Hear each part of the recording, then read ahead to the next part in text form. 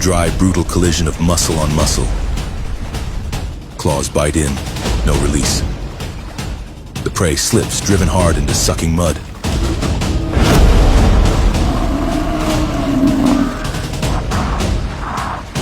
Pain, panic, throws its head back and bellows, a raw, tearing cry for help.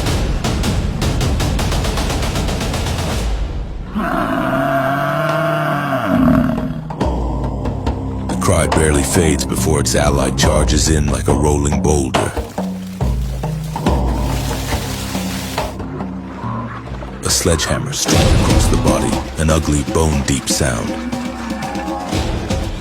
The hunter is hurled into the water, it's back on its feet instantly. A flicker of calculation. This meal will not come easy. But leaving hungry is not an option. The lion slips the blow, springs onto the reckless challenger's back. Claws punch into the spine. The bull thrashes, but the mud grips its legs, stealing leverage. The hunter crawls up the neck, pours its full weight forward, forcing the head under. The ally buckles, nostrils flood with opaque brown water. This gamble may not be worth the cost. The prey breaks free. Gasping, it turns, sees its ally sinking. One heartbeat of hesitation, then a stamp into the earth. A decision made. It pivots and charges back into the killing bog.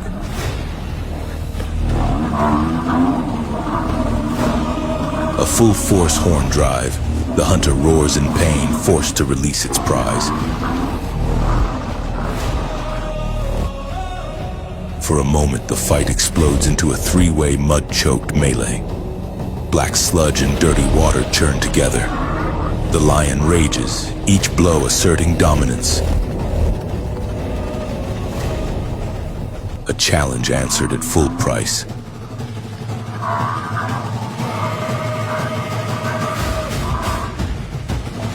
All three lose footing, collapse into one another, smeared, struggling like dying figures molded from clay.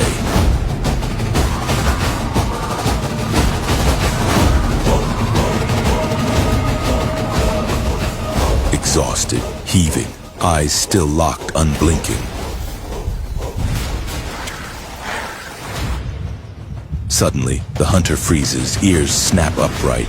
The surface trembles beneath its feet. On the horizon, a wall of black horns rises, hooves thunder, compressing the space itself.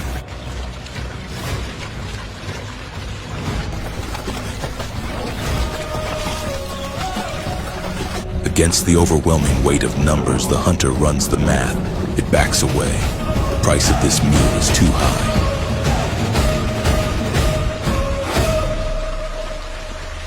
The herd closes in around the two battered fighters. The prey and its ally stand shoulder to shoulder, safe now, held within the living shield of their own.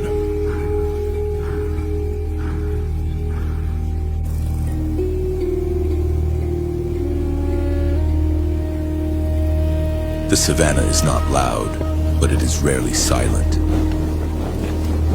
Among dry grasses, sound always moves ahead of form. Low vibrations traveling far, lasting longer than footprints.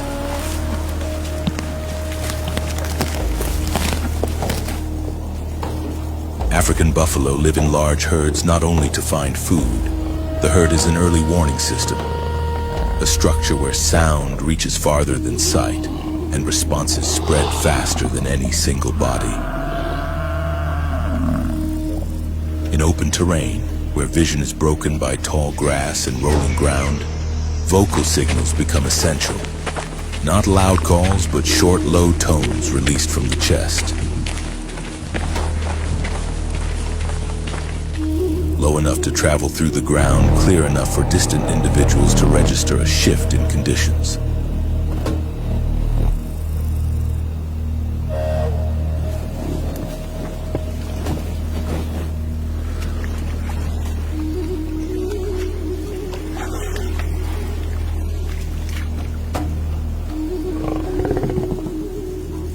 These These calls do not carry specific messages. They do not identify a threat. They only indicate that something has changed, and that is enough.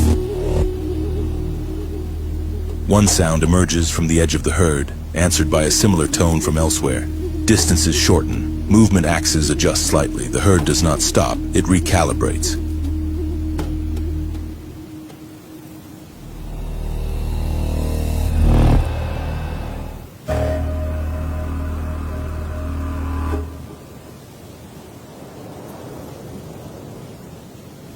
Buffalo cohesion is not built on sudden action.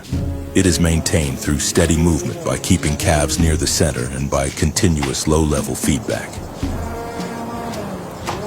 When one individual signals, others do not rush toward it. They confirm by closing half a body length or by holding position just enough to seal a gap.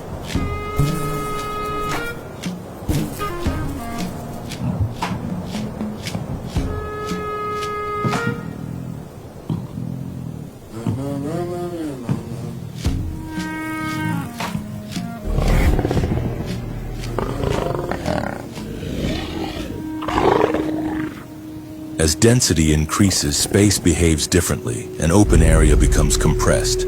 Clear paths narrow, sound reflects more tightly, and movement becomes constrained by numbers. Under these conditions, all species reassess cost, not through emotion, but through access and exit.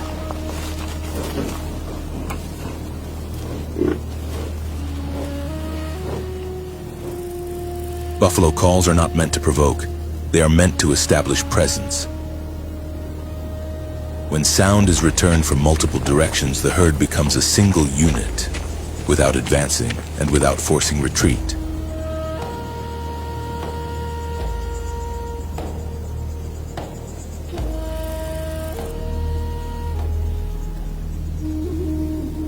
Afterward, the rhythm slows.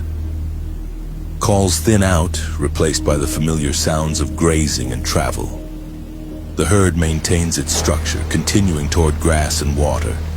There is no explosive moment, only an adjustment completed. In the wild, assistance does not always appear as visible action. Sometimes it is only a signal released at the right moment, and enough individuals nearby to answer it. Pressure does not always lead to contact. Often, it simply leads to bodies moving closer together.